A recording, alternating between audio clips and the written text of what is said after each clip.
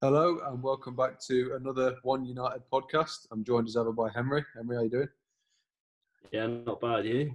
Yeah, a lot better than last week. A lot better than last week.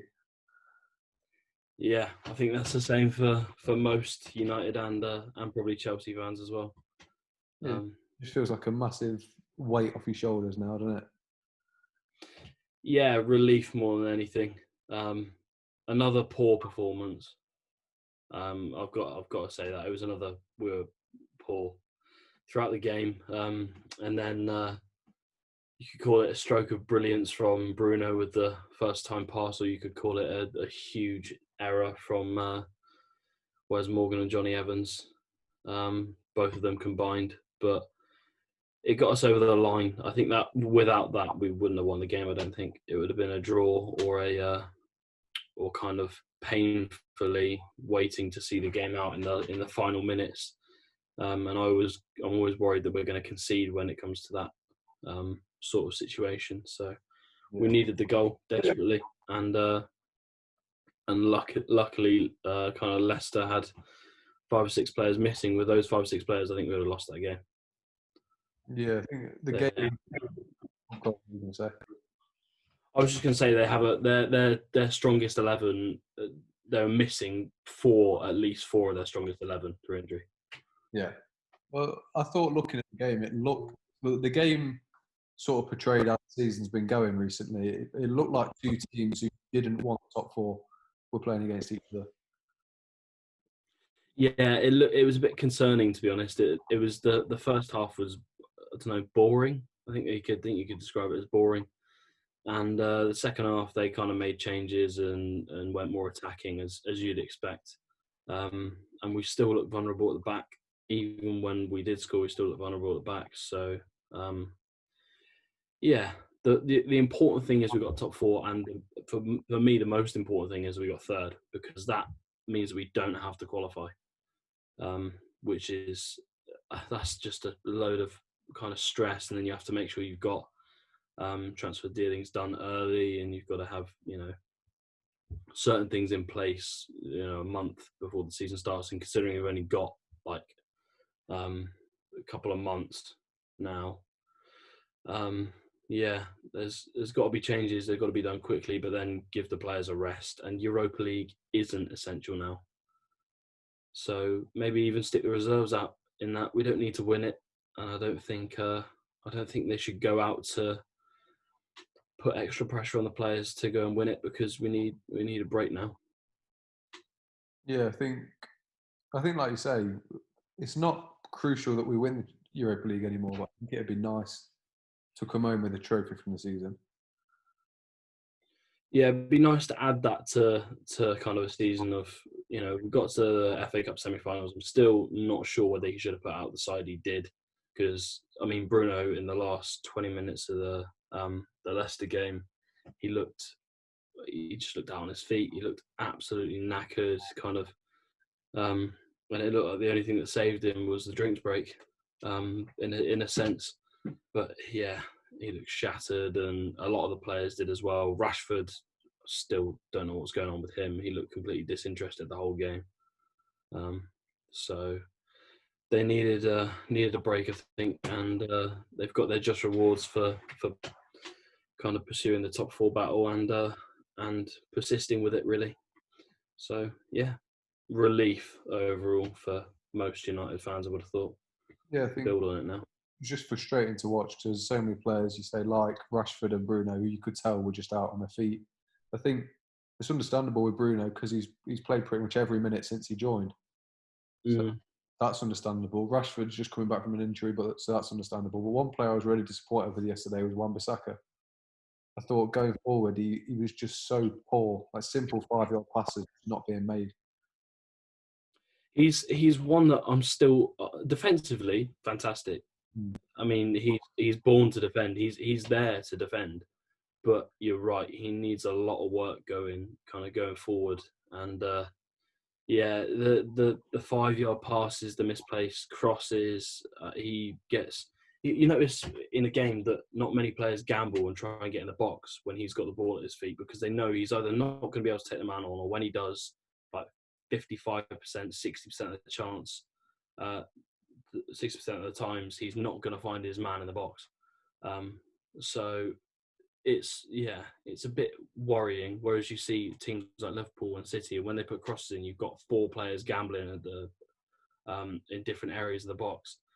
I saw one cross where everyone was stood on the edge of the box as if to say, and Rashford was stood on the other touchline expecting the ball to go miles over the box, and it did. So you're right, underwhelming and disappointing, and I think that could be said about him for going forward for most of the season.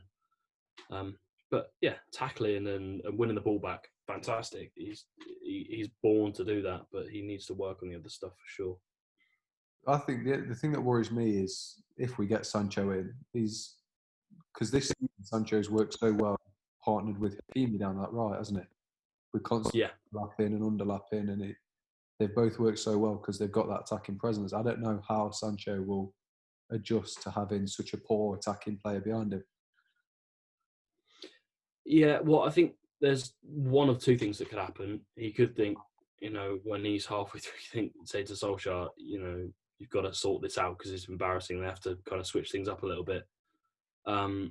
Or he could make Wan-Bissaka a much better player.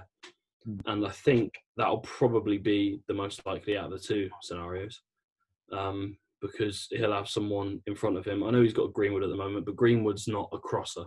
You see that with the way that he is. He doesn't whip balls into the box. He likes to cut inside and kind of do tiki-taka football. So he's not the crossing type. Sancho's got a little bit more of everything, really.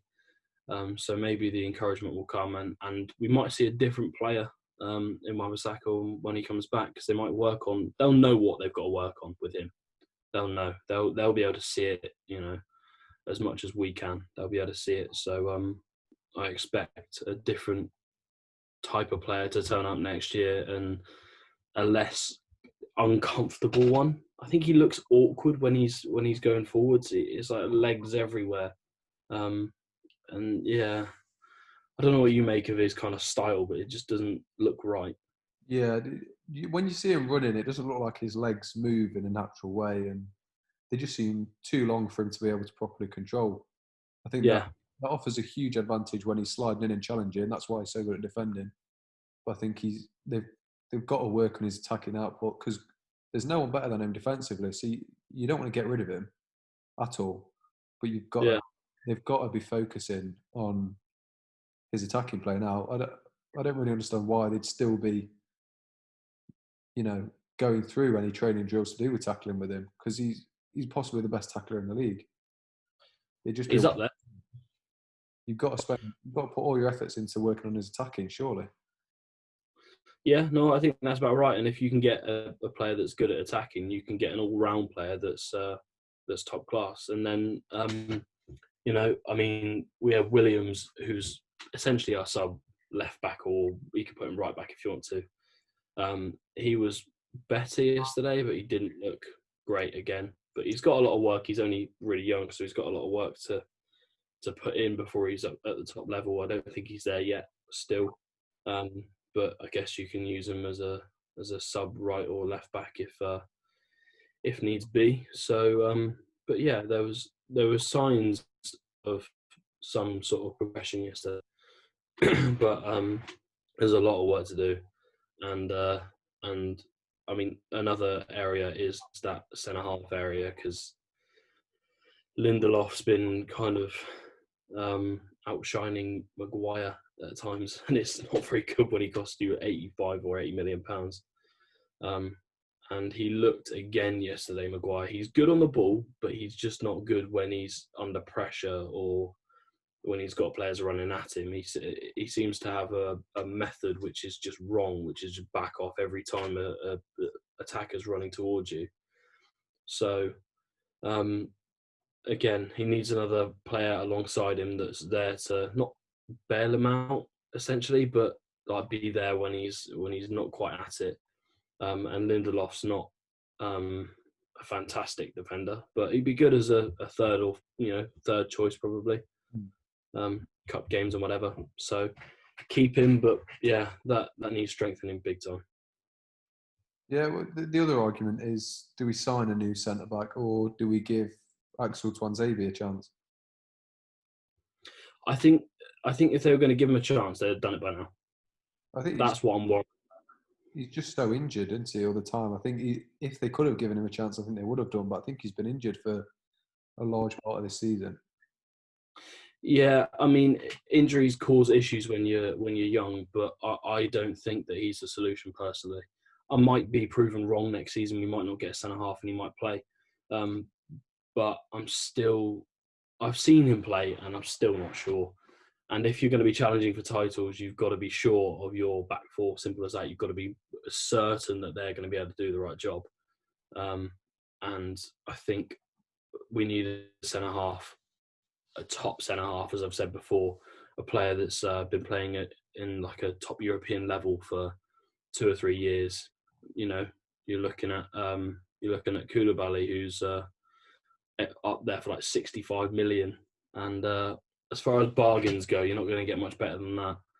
I know he's a bit older, but sometimes you need a bit of kind of an experienced head to lead your side. So yeah, someone needs to come in, I think, and maybe Tuanzebe will be fourth choice, and we'll get rid of Baye. I don't know, but I haven't seen enough of him to suggest that he's the right fit yet.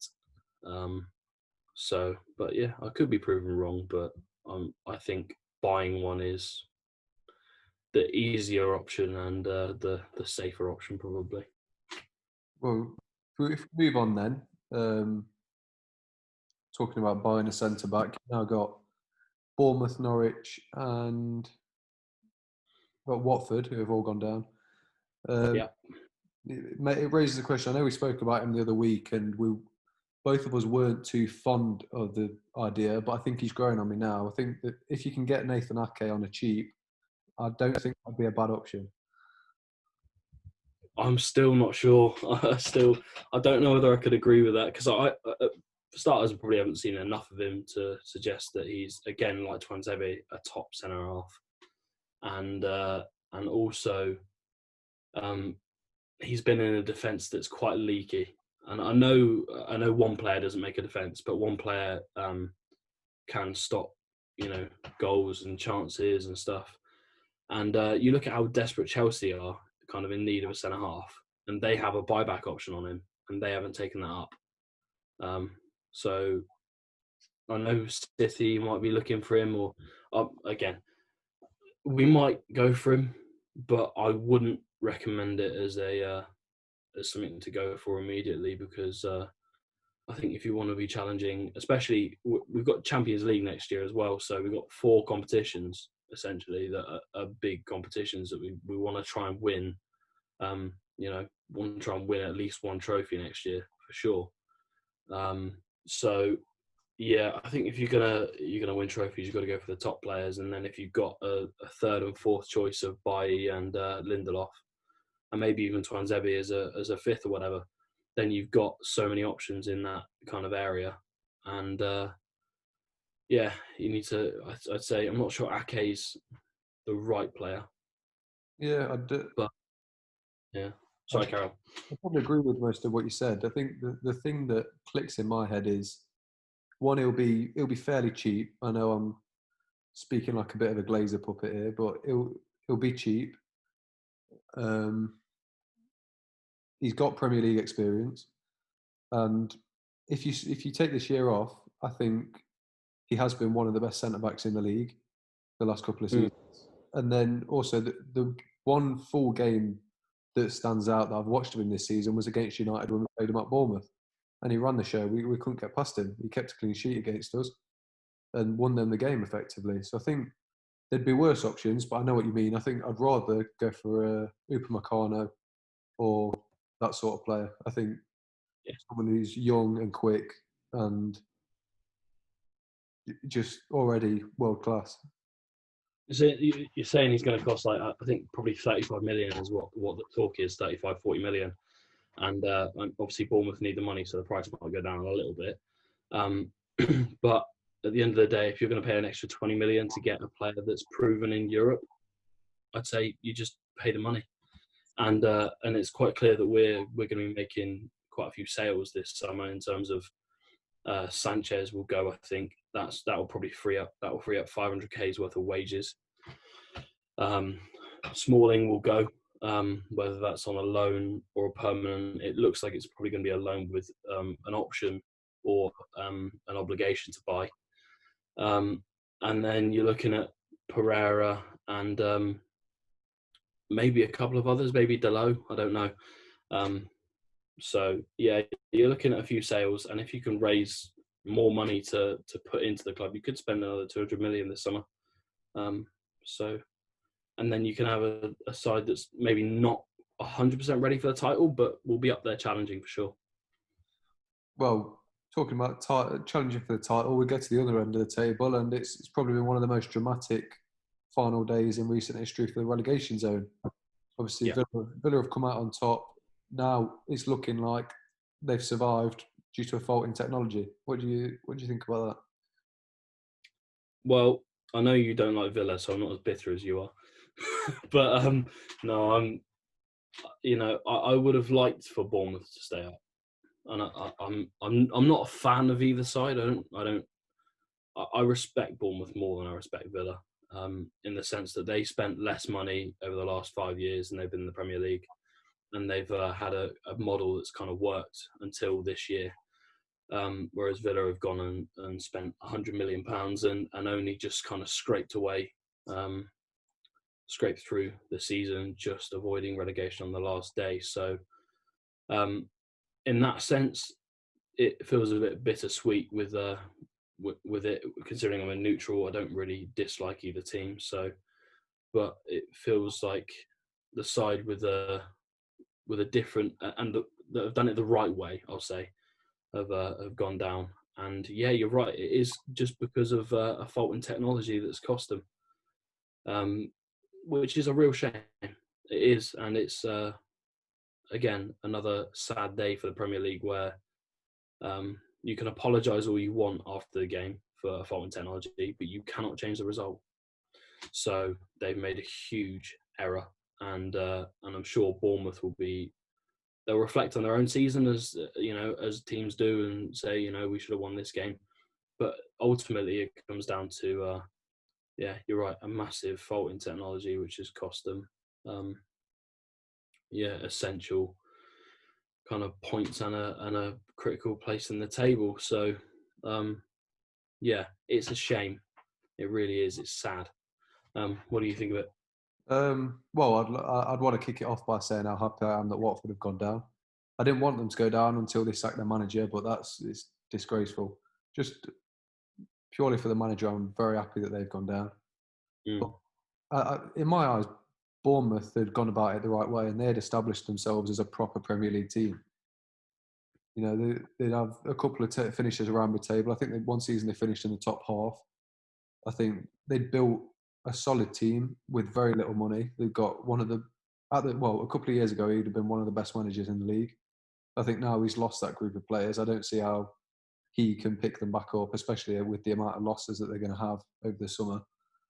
But yeah, the argument, I don't think I'd put it down to technology really, because if that goal goes in for Sheffield United, that's before half time. Villa have still got over another half to equalise and maybe even win the game, because they were on top in that game. So and Bournemouth have had an entire season to get enough points to survive. If they'd have won a couple of games that they sloppily lost, they'd be safe. So I think really they've only got themselves to blame. But yeah, I'd say the only thing I'm annoyed at Villa not going down for is because Jack Grealish is going to cost a lot more now. And just because I feel like that is going to happen. So I feel like if it's going to happen, you may as well get him for as cheap as you can. As much as I wouldn't really want him, I think if it's between spending 40 million on him and 65 million on him, I think that's cheaper option. Go for the cheaper option, and an option that's been out there for the last 2 years. Van der Beek has been out there for 2 years and has established himself in the national team and in Europe as well. He's been a quality player for Ajax and for Netherlands. So why not? He's available for 35 or 40 million, they're saying. He wants out as well because he wants to play in the top league. So why not? I don't understand why you'd spend like 70, 80 million on Grealish, which he's going to cost because Villa will be stingy about it. Whereas you could just buy Van der Beek for half the price. So I think that's probably a best option if you're going to go for a certainty of, a player who's going to be good quality, and whether he comes off the bench or starts or whatever, we'll have a bigger squad. You should always judge yourself on the best teams in the league, and if you're judging yourself by what City and Liverpool have got on the bench, then we've got a lot of improvements to make. And if you can do it with good quality players at a cheaper price, then it makes more sense. You can't go spending like 300 million, although City have proven that you just can. But you shouldn't be able to go and spend that much money and get away with it. So get the right players for the right price. But in terms of the relegation battle, I'll agree with you on. I'm happy that Watford went down. Feel sorry for the players. I really do feel sorry for the players in that sense, because they've had the manager for God knows how long. It's like 6 months, and he's kind of proven that he can get them away from the relegation zone. And they were close to staying up, and then with 2 games to go, you completely throw away a model that has been working for the last 6 months, and you had a little sense of stability as well. So that's through no fault but their own, and their owners have been petulant over the last few years. I said this in the last podcast. They've been kind of just a bit stupid, really, with the way that they've kind of managed the club, and paid the ultimate price, and I'm glad they did. Some of their players will be snapped up in the Premier League, I'm sure of that, because they've got some top class players there. And same applies to Eddie Howe. I hope he gets a job back in the Premier League, because that's where he belongs. And without the Callum Wilson injury throughout most of the season, and Brooks as well, who's been injured, they probably would have got the goals to stay up, because they lost their main striker. So, sympathy for Eddie Howe, and I hope he gets a better job, because I'm not sure that he'll stay at Bournemouth, because you're right, he probably has lost the players a little bit. So I hope he gets a job back in the Premier League, because he deserves one for sure. Yeah, I think Eddie Howe screams sort of an Everton job. I think Carlo Ancelotti won't want to stay there for much longer. They finished bottom half. That's the first time he's ever finished in the bottom half of the league in about 25 years. So I don't know how long he'll want to stick around. So I think if he goes, Eddie Howe to Everton could be the perfect match. Sort of becoming the new David Moyes for Everton. As much as he's now bantered, he was a brilliant manager for them, wasn't he? Yeah, he was. But I don't know who. Yeah, you're right. In terms of Everton, I don't think Ancelotti will leave until like a year's time, at least, because he's got a project there that he wants to kind of work on. I mean, I saw Gary Neville mention about Everton and how furious they must be that they just lost 3-1 to Bournemouth, who were pretty much down as it was. So you're right. His time there might be numbered, but their performances over the last month have been embarrassing, shameful. They've shown a lack of cohesion, a lack of willingness to work for their team. And as soon as you've got players that aren't willing to work for their team, they need to go. Because at the end of the day, they're killing the club, and they're frustrating the fans. They can turn up one week and put in a good shift and win 1 or 2-0, but I've never seen a comprehensive win this season for them. And Ancelotti will be looking at that thinking, if these guys aren't going to work for me, then who is? So, a lot of work to be done there. Maybe he'll get a job there, but I can't see any other Premier League manager getting a sack. I'm not sure anyone else is really unhappy with their manager, to be honest. So, I don't know. Eddie Howe might stay or might go to another team in the Championship or something. I don't know. Maybe. Well, one last thing to sort of cap this topic off then. There's a lot of high-quality players that have just been relegated. Would you take any of them at United, even just for rotation options? No. No, I don't think I would. I'm trying to think. You've got some good players there. Don't get me wrong. You've got your, Todd Cantwell, who could be playing at a higher level. I'm not sure he's ready for Champions League level yet, though. And you've got a numerous amount of players at Watford who could make it into Premier League sides rotation-wise. But any of them, maybe Sarr, who would make it into a mid-table Premier League side, or I'm not sure. Will Hughes, possibly. But not at United, I don't think. And players that are top players that are going down, they'll be looking for a fair amount of money for them. So not for me. What do you kind of think in terms of players? One to look at would be Emi Buendia from Norwich, because he started the season so well. I think up until about Christmas, he was at near the top of the assist charts. He'd created the most chances in the league, and then suddenly the manager just dropped him out of nowhere. The fans weren't happy about it at all, and he didn't get a look in for a couple of months. And since then, Norwich have just plummeted. It just highlights. I know it's only one game, but the game they beat City in, he was unplayable. He was off the charts. I think if you get him for 20 million, because Norwich aren't a rich club, I think they could do with the money. So I think 20 million for a rotation option, who's all he does is create chances. And when you've got players like Martial and Greenwood on the pitch, that's all you need. Is someone who will create chances for you. I understand what you're saying with him in terms of quality on the pitch, but my biggest concern with players like that is attitude problems. As a manager, you don't just drop a player out of nowhere if they're kind of performing well on the training pitch and they've got the right attitude and they're willing to work for their team. You don't just drop them out of nowhere.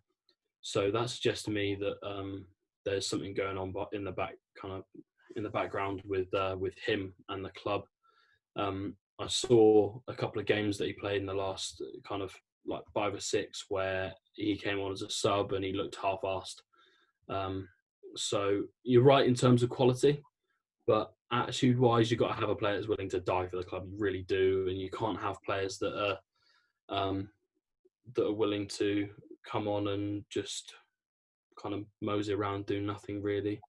So I see what you're saying with the quality, but the fact that not many teams are after him at the moment suggests to me that there's some sort of attitude issue there. And regardless of who you're playing for, you should always work for them. At the end of the day, they're paying your wages. So you should work hard and you should get stuck in and try and kind of grind out results for them. And if he's not being selected, then something's not quite right there. Yeah, I think that's a good point. I was going to say it could be that he just wasn't happy at a club like Norwich and he felt he was bigger than them. But yeah, like you've said, if someone's paying you, you've got to give it your all. Especially like 30 grand a week or whatever they're paying him. You've got to put the effort in. Simple as that. At the end of the day, you're earning more than most players, and also most people in the world. So other people would die to be in that position. So I just think there's something not right there for me. But again, he's a good player, and he will go to a good side, I'm sure. I don't think he'll stay there. I really don't think he will. I think they'll get rid of him. But yeah, it's a case of who and whether he's got the right attitude. We'll see. Well, moving on then, possibly the biggest news outside of the actual football itself has been Henderson winning the Football Writers Player of the Year award. I know personally you're not very happy about the decision. Do you want to explain why? I will get slated for this, for what I'm going to say now. I know I dislike Liverpool. As a United fan, if I didn't dislike Liverpool, people would be a little bit concerned. I respect them in the way that they've gone about their business this season. But the comparisons between Jordan Henderson and Kevin De Bruyne and Pogba and Fernandes and, even some of the Chelsea players that are in there, Mason Mount, who's come in and done a fantastic job. Footballing-wise, Jordan Henderson is not a very good player. He's not. He doesn't do a hell of a lot in games. He goes quite unnoticed, which can be good for some players because they do stuff in the kind of background or whatever. He's not a fantastic player. One thing I will say though is he's a good leader. He is a good leader because he's managed to kind of help Liverpool through and get a title. And when they've missed him, it's usually because of his leadership. But if you're talking about a player as a player, how Kevin De Bruyne hasn't got that award, I'm really not sure. Joint most assists ever in one season in the Premier League. Been performing at a high level in the Champions League as well. They're still in that as well. So I know this is Premier League, but you've got to look at all kind of spectrums of his performance. And he's been one of the best players. I think he's in world football probably the best midfielder, attacking midfielder there is.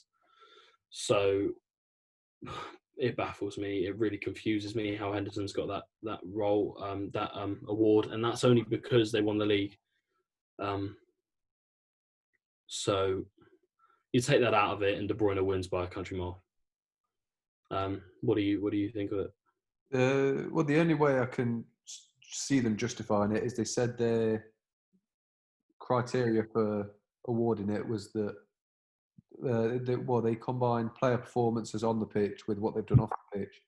I think Jordan Henderson's done a lot off the pitch, from what I've read.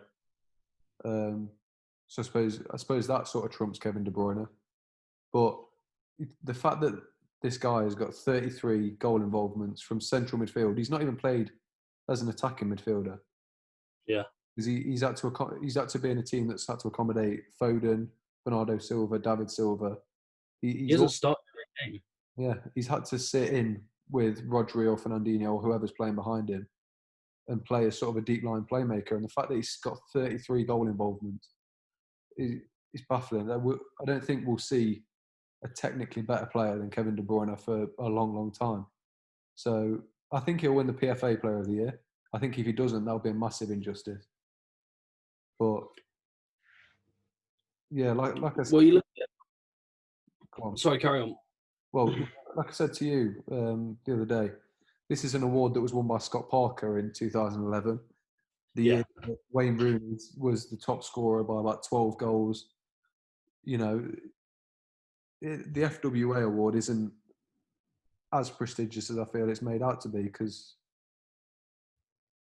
I just feel ever since then it's lost its credibility. But yeah, you can't take it seriously. I think that the fact that they've come out and said their criteria was based on off the field events as well, sort of makes up for it. But I think even Liverpool fans will tell you that if it was based purely on football, De Bruyne is so far clear this year. Well, they wouldn't, because Liverpool fans are not like that. Trust me, Liverpool fans are not like that.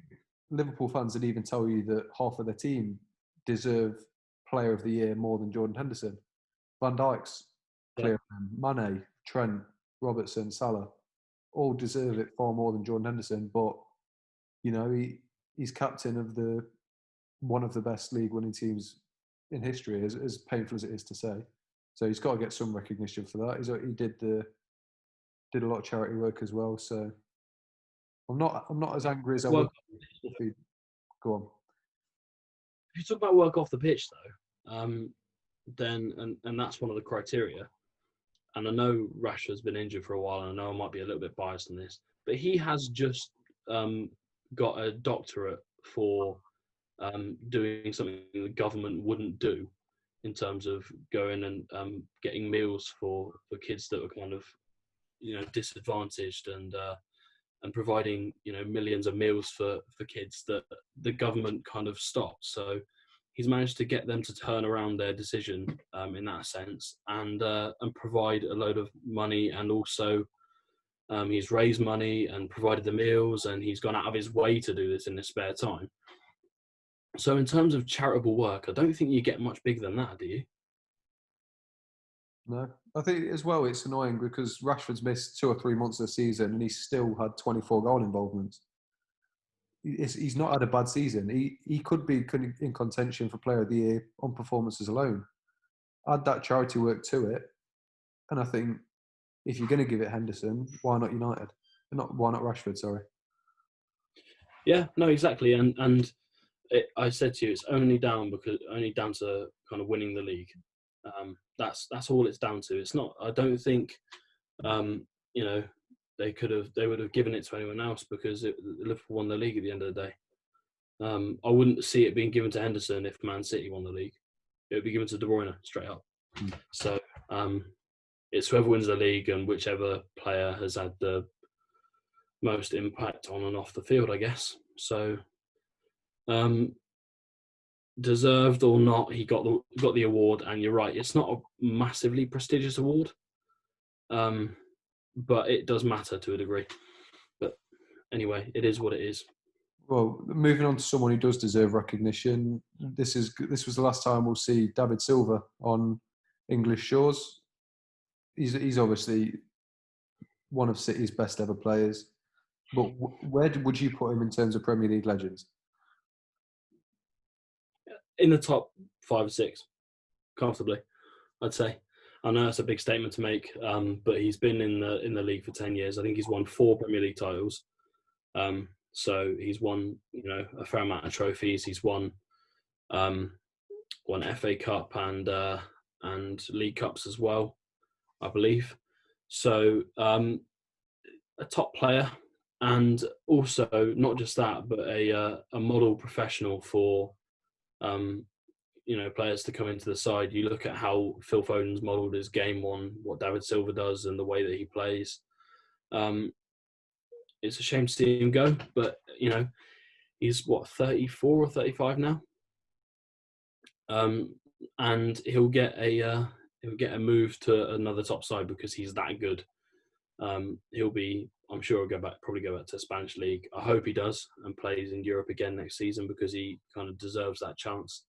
And yeah, in terms of Premier League legends, he's right up there for me. Because in terms of talent, I mean, he's one of the best ever in the Premier League in terms of raw talent and the quality that he's shown. So, yeah, nothing but respect for him and what he's done over the years. And although United and City are rivals, I have no shame in admitting that he's been a top class player, and he'll be missed by the Premier League, and the fans will miss him more than ever, even rival fans, because of the quality that he's shown, and the ability to do wondrous things on the ball, and got good leadership as well. So, what do you think? Yeah, you've hit the nail on the head there. I think there's all this talk of Aguero and all these company and all these big signings that City have made, but I think without getting much media attention and without making himself a global superstar, David Silva has built Man City into the club they are today, and I respect him for that. He's built a Manchester derby along with Aguero and company sort of on his own, because before it was really nothing, wasn't it? But now we've got a massive game to look forward to, 2 massive games to look forward to every year, which I know we don't win many of them, but it's really nice to have a local rival that's so competitive. And I think I was looking at his stats again. He's got a goal involvement, just under a goal involvement every 2 games, which across 10 years is incredible. But yeah, easily one of the best Spanish players, if not the best Spanish player to ever play in the Premier League. That's a debate that you could have all day. But yeah, especially within midfielders, I'd put him at least top 5, maybe top 6. Yeah, for sure. Yeah, a quality player, and again, he made. You're right. He made a rivalry out of something that it was a rivalry, but it was never really a massive competition beforehand. And it's given more than just United and City fans a game to look forward to every year. So yeah, model professional and a top class, world class player. I think as well, something he deserves recognition for is he sort of brought in a new era of the Premier League, because when he came in, he's 5'8", he weighs 10 stone. He shouldn't have been a good player in the Premier League, but he's he's changed the league so much that now that is the normal. This technical player has replaced the old British brute force way that we used to know. And I think he deserves a lot of recognition for that as well. Yeah, he's proven a lot of people wrong with when he came in and kind of, I don't know, took the Premier League by the scruff of the neck, really, with the way that he played and showed us fans a different style of football. I'm sure someone else would have done it at some point, but to get it done so early as a top player, it's improved the quality of the Premier League, and that's been shown with the results in the Champions League and other competitions over the last few years. So yeah, you're right. It's changed the way that football's played in England, which is good. Well, lastly, then we'll talk about a final thing, which is the news that Juventus have, surprise, won yet another Serie A. That's 9 in a row now, and Cristiano Ronaldo he just seems to be going from strength to strength. I think that's either 30 or 31 goals in the league now at 35 years old. The bloke's a maniac. He is. He's a specimen. Something that we won't see for a very long time in terms of quality physical condition. He's still an incredible player, and he will be for probably a few years to come. So, but one thing I did want to mention is how underwhelming this title has been for Juve. And I only mention this if they would have won it with Allegri and played really well, they would have won it by now. And I'm only mentioning their title win because it has been so underwhelming this year under Maurizio Sarri, playing Sarri ball, which has led to quite a few defeats this season. They've been poor, really poor. They haven't spent a lot of money on players, but they've spent a lot of money on wages and bringing in kind of free players. You look at Ramsey, who's on over 200k a week, and Adrien Rabiot is on around the same as well. And I've seen some of their performances over the last few weeks, and they've been poor, really poor. They haven't looked up to it. They've been conceding goals left, right, and centre. Haven't been getting the ball into Ronaldo. He scored 30 goals in a team that didn't look like they were going to get 30 goals this season alone. And I know that's a big statement to make, but they were really, really poor, and they have been since lockdown, especially. They've been grinding out games through penalties and whatever. Same can be said for United in a sense, but this Juve side should have won the title by now comfortably, and. I mean, the Champions League will be the telling factor for me. I don't think they're 1-0 down from the first leg against Lyon. I think they'll get through, but I'm not sure. I don't think they'll win it. I don't see it. I don't see the quality there to win it. I know Sarri's won his first trophy, and credit to him. It takes a lot to win trophies, but when you've got a side that's won, 7 or 8 in a row already? Yeah, it's now 9 in a row that they've won, I think. When you've got a manager who's won nothing but has got that side with him, the quality in that team, he should have won it by now. And it's been really, really underwhelming, really poor, and a bit sad for Juve fans. They're not very happy, and I don't blame them. So yeah, that's what I wanted to mention about them there. Watch this space in terms of they could get knocked out of the Champions League. They are not a very, very good side, and they're not looking. Ronaldo looks good, but he's one of the very few he looks good, not fantastic, and that's saying something about him. So I think you're spot on with what you said there. I think the fact that Ronaldo scored so many with what I think this is the worst Juve team in the last 8 or 9 years. You watch them, and they're sort of like United against Mourinho. They're very happy to play in front of a deep block, but they're not really probing. They're happy to pass the ball around for 90 minutes and not really create anything. You watch them, and they don't, like Ronaldo's feeding off scraps. There's no chances really being created for him. it just seems like they're always relying on a little bit of Paulo Dybala magic or a wonder goal from Ronaldo or winning a penalty. They've not been blowing teams away by any means. And I think Lyon, looking at this game coming up, they're thinking if we can defend well enough, the game's ours for the taking, because I don't think Juventus can break them down. I think if Yeah, no, I agree with if that. Lyon, Sorry, carry on. if Lyon sit in a deep block for 90 minutes, they've got good enough players to do that, especially the midfielders. The midfielders will be key. They've got such a strong midfield, Lyon. I don't see how. I think Juventus are going to need to up it if they want to beat Lyon, unless Lyon get it wrong and try and go out and get a away goal. But I think that the other question is as well, they've obviously had a lot of penalties and a lot of people are moaning at that. But it's like United. If you look at the penalties they're being given, you can't really complain. If you don't want us to stop, if you don't want us to get as many penalties as we're getting, stop fouling us in the box. It's as simple as that. That's the complaint I'd have about all the fans on Twitter calling him Bruno Fernandes and stuff like that. Everything, like especially yesterday, it was stonewall. He got took out by players. I think if you're going to moan about the amount of penalties we're getting, don't foul us in the box. Simple as that. Yeah, no, that's very true. And although it puts a dampener on things when you win games through penalties, because it feels, even as a fan, as a bit of a kind of lucky way to get through games. I know it's winning games at the end of the day, but it feels like a lucky way to get through. Yeah, going back to this Juve side, that the players aren't the problem.